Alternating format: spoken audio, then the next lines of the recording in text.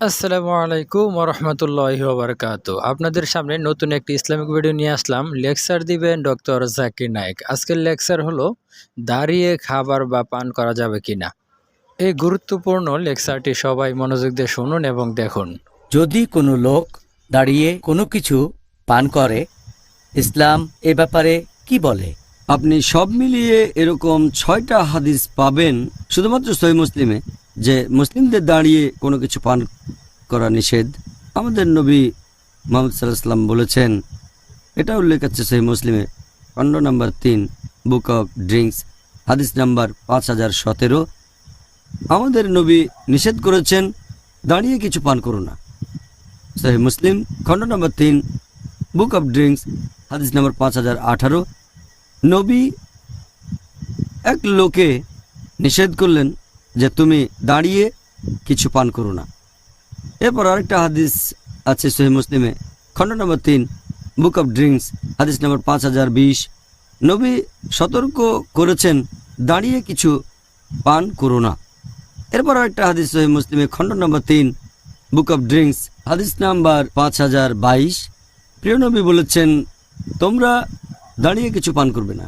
এই সবগুলো হাদিস আমাদের নিষেধ করছে যে তোমরা দাঁড়িয়ে কিছু পান করো না। সহিহ মুসলিমের পরে হাদিস 5টা, সহিহ মুসলিম, খণ্ড নম্বর 3, বুক অফ ড্রিঙ্কস, হাদিস নাম্বার 5023 থেকে 5027। এই 5টা হাদিস বলছে যে নবী জমজমের পানি পান করেছেন দাঁড়িয়ে। এছাড়াও একটা আছে সহিহ বুখারীতে, খণ্ড নম্বর 2, বুক অফ হাজ, হাদিস নাম্বার 1637। প্রিয় নবী মুহাম্মদ সাল্লাল্লাহু আলাইহি ওয়াসাল্লাম বলা হয়েছে যে তিনি জমজমের পানি দাঁড়িয়ে পান করলেন। এই হাদিসগুলোর ভিত্তিতে বিশেষজ্ঞগণ সবাই একমত যে বসে কিছু পান করাটা মুস্তাহাব, আর দাঁড়িয়ে আমরা পান করতে পারবো শুধুমাত্র জমজমের পানি।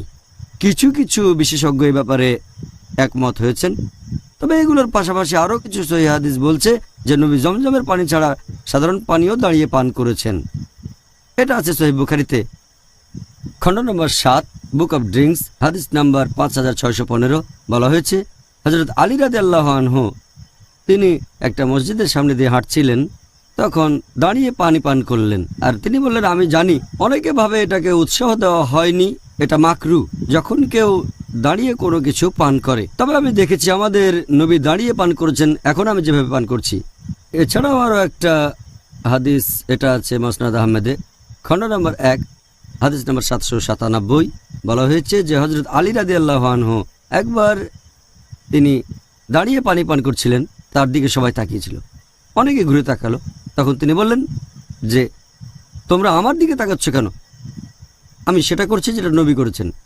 আমি দাঁড়িয়ে পান করছি কারণ নবীকে দাঁড়িয়ে পান করতে দেখেছি। আমি বসেও পান করি কারণ আমি নবীকে বসে পান করতে দেখেছি। আর একটা হাদিস আছে তিরমিজিতে, হাদিস নাম্বার 1881, ইবনে ওমর রাদিয়াল্লাহু আনহু তিনি বলেছেন যে যখন তিনি আমাদের নবীর সঙ্গে থাকতেন তখন অনেক সময় হাঁটতে হাঁটতে খেতেন আর দাঁড়িয়ে পান করতেন।